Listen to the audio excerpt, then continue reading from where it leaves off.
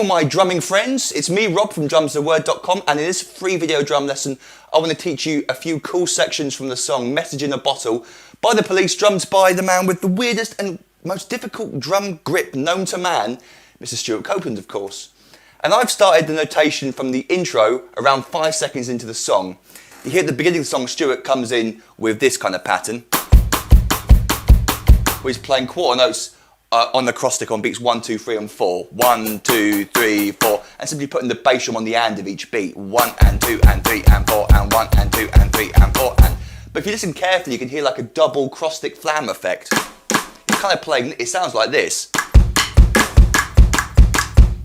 and that's because Stewart in the studio overdubbed another drum track. Now, I'm pretty sure that what he did was he recorded this as one drum track, and over the top he kind of played that as a separate drum track. It makes sense if we go to the first bar of the notation I've given you. So we get this pattern: 1 and a 2, 1 and a 2 and a 3, 1 and a 2 and a 3. You can see I'm bringing my right hand back up to the hi-hat on the and of 1 and 2 to play with the bass drum.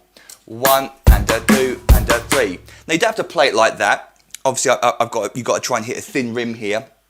You could also hit the top of the stick instead if you wanted to. So you could get 1 and a 2 and a 3, and you just want to create some clicky sounds. Other ways, you could bring your right hand over to a separate rim. Now obviously this is not set up to be a metallic sound on this rim, but you could imagine it being a metallic sound. So you could get 1 and a 2 and a 3. You could do it that way. Or the final way is you could play it as a double, like this. 1 and a 2 and a 3. However you want to do it, it's up to you.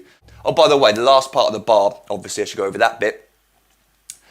On the and of 3, we play the bass drum and the hi-hat together normally, and then we get a crash cymbal and cross stick on beat 4, no bass drum underneath it, followed by an open hi-hat on the and of 1, so right hand then comes down to the open hi-hat, and then closes on beat 1 with a bass drum on beat 1 of the next bar.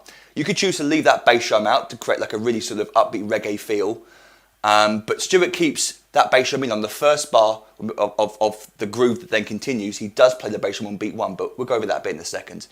That first bar slowly: 1 and a 2 and a 3 and 4 and 1. 1 and a 2 and a 3 and 4 and 1. 1 and a 2 and a 3 and 4 and 1. I'm going to keep that mistake in. I accidentally hit the crash cymbal there on the and of 4. And I found myself doing that quite a bit while practicing this. So you might find that you do the same thing as well. It doesn't really matter. It's all offbeat, upbeat, kind of open hi-hat, quirky crash cymbals in weird, interesting places. As long as the pulse is maintained, it doesn't matter if you hit a crash cymbal there.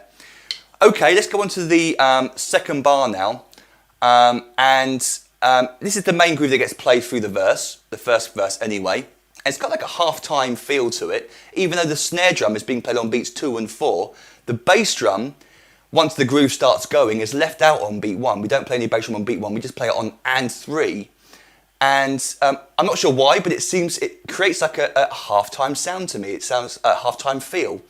So we get 1, and then on beat 2 we come back in with the snare drum, 2 and 3, 2 and 3 and 4 and. Again, snare drums on beats 2 and 4. But the hi-hat opens really, really subtly on beat 4. It stays open again on the and of 4 and then closes on beat 1 of the next bar. So we get this 4 and 1, 4 and 1, open, open, close. And Stewart is an absolute flipping master at this. His hi-hat sound is just incredible, and I'll have no chance of replicating it on this electric kit. I probably couldn't even replicate that lovely sound he gets even on an acoustic hi-hat.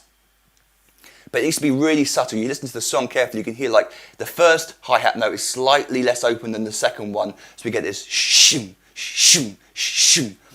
Increase in volume, then close. Really, really subtle stuff. And that's what gives Stewart his incredible sound and feel, is the way he's able to play that hi-hat and make it sound so good. So I'm going to do my best to replicate that. That second bar is 1, 2 and 3, 4 and 1. Play it even slower. 1 and 2 and 3 and 4 and 1. Now I accidentally played a bass drum on beat 1 of the next bar. There isn't there.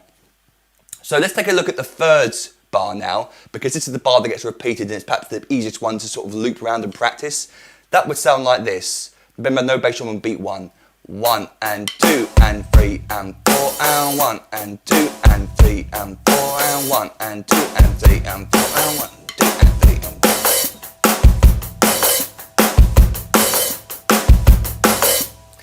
Final thing I want to say about that is that Stewart plays the bass drum on the and of 3 a lot quieter than the bass drum on 3, so we get this. You can leave out those sort of dynamic things if you're not feeling comfortable. If you start getting into the groove, you might naturally start to do that. Just try and have a go at that.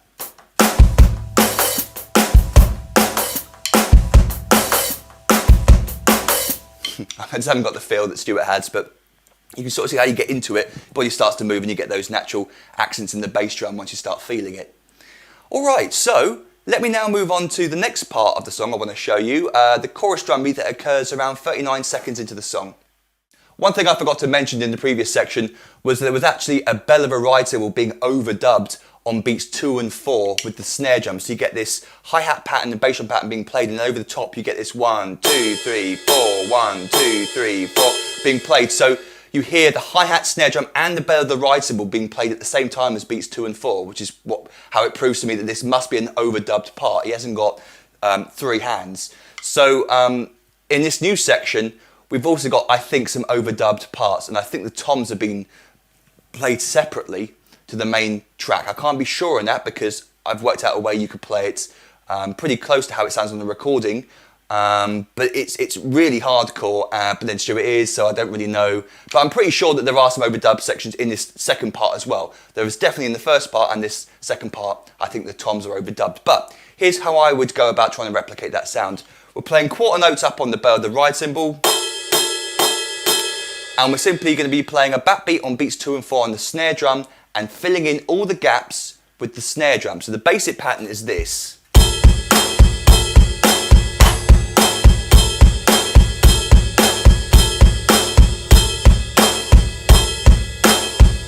And that'll get you through. The next thing is to try and add in those tom-toms. So if we take a look at the first bar, we'll ignore the crash cymbal on beat 1 for now, we'll just play it all on the bell of the ride cymbal. The first bar we get snare drum on 2, and then our left hand's then going to play in between the ride bell cymbal on the high tom on the and of 2, and then with the medium tom on beat 3 at the same time as the bell of the ride cymbal. So just the hands, we get 1, 2 and 3, 4, 1, 2 and 3, 4, 1, 2 and 3, 2 and 3. Let's put the bass drum in, and all you got to try and do is just fill in the gaps that the left hand isn't playing on the bass drum. So the bass drum happens to fall on one and, the and of 3 and the and of 4. It's in between all the snare drum and tom-tom notes. So we get this slowly. 1 and 2 and 3 and 4 and 1 and 2 and 3 and 4 and 1 and 2 and 3 and 4 and 1 and 2 and 3 and 4 and 1 and 2.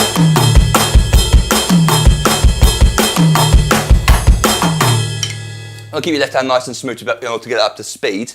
Put the crash cymbal back in on beat 1. Now what happens is we get a 2-bar pattern being repeated. So the second time he played, the second bar, instead of playing 2 and 3, he plays 2 and 3, I think, on the floor tom. So we get left, high tom, floor tom. So it starts on the high tom. Sorry, the second note of each of those 3 notes is always the high tom, but it alternates between the medium tom and the floor tom every other bar. So the first bar is 1, 1 and 2 and 3 and 4 and the second bar is 1 and 2 and 3 and 4 and that helps to give it sort of a pattern to it.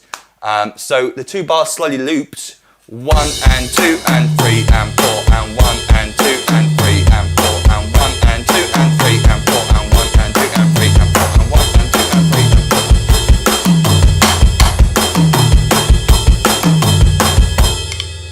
And then we've got to look out for a little bit of crash cymbalage. On the third bar, we get a crash cymbal at the same time as the snare drum on beat 4, followed by another crash cymbal on beat 1 of bar 4.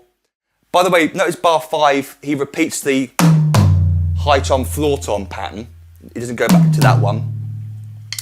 And then for the very last bar, we get 1 and 2, followed by and 3 and 4. And 3 and 4. right, left, both. So you've got to be quite smooth with your left hand in order to play right, left, left. So you're actually playing like a double. This is the left hand. Sorry, without the crash cymbal at the end, you're playing right, left. So then add the crash cymbal in. That last bar, 1 and 2, and then 3 and 4, 1 and 2, and then 3 and 4, and 2 and 3 and 4. Let me try and play the last line for you. We get 1 and 2 and 3 and 4 and 1 and 2 and then 3 and